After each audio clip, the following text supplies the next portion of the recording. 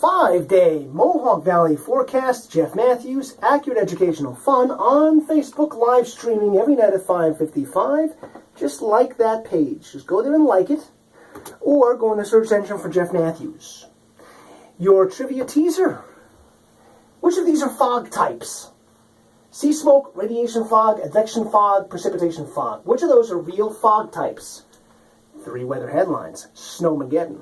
Biggest non-lake effect related storm on record. 3 dozen cousin, that's unofficial. It may have actually been more because of compaction. The snow has weight and weights itself down.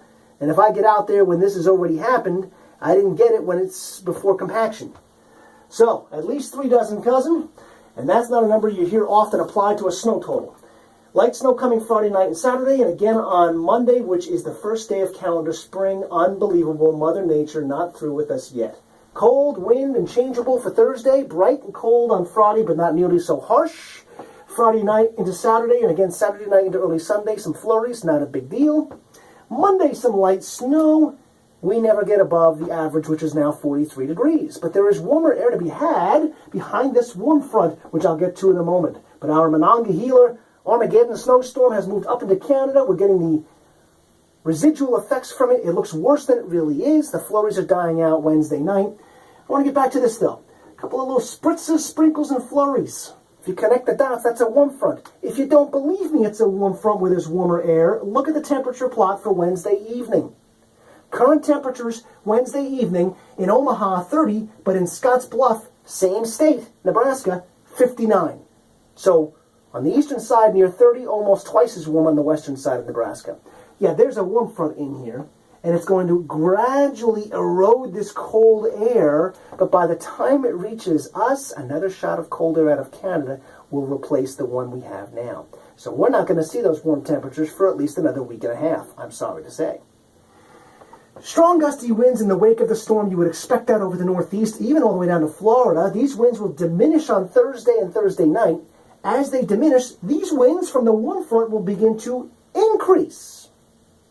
Here's a look at Tuesday evening's radar. You can see the heaviest height of the storm is going on right across central and northern New York State and northern New England. But by Wednesday evening, we were in the residual, little bit of lake effect going on, even ocean effect.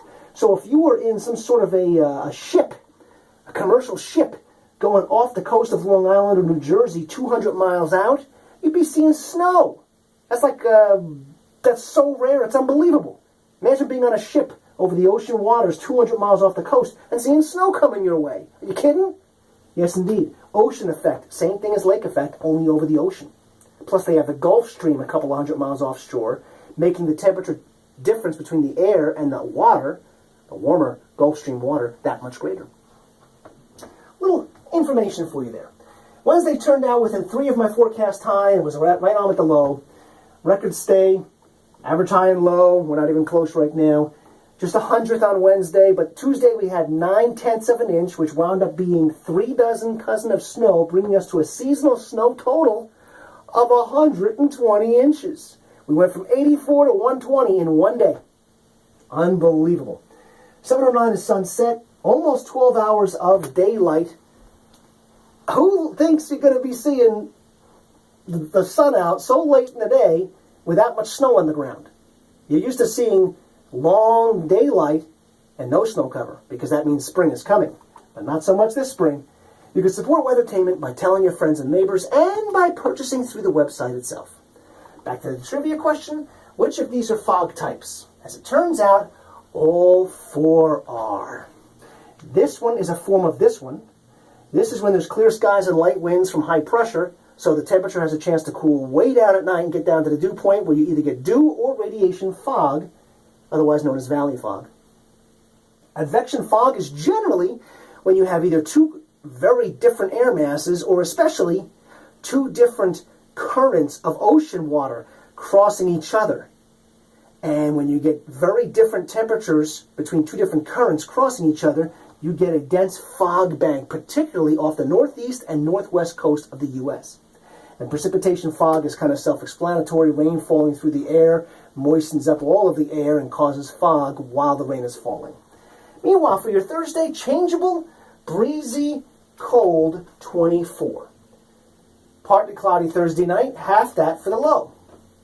Sunny, not so harsh for Friday, about 30. Friday night, some light snow into early Saturday, some light snow Saturday night into early Sunday, and the first day of calendar spring, yes, snow. Unbelievable. Cold for the next couple, gradually warming up, but still, even by the early part of next week, still nowhere near the average high of 43 degrees. Have fun digging out. Be safe, happy trails. We'll see you again the next time.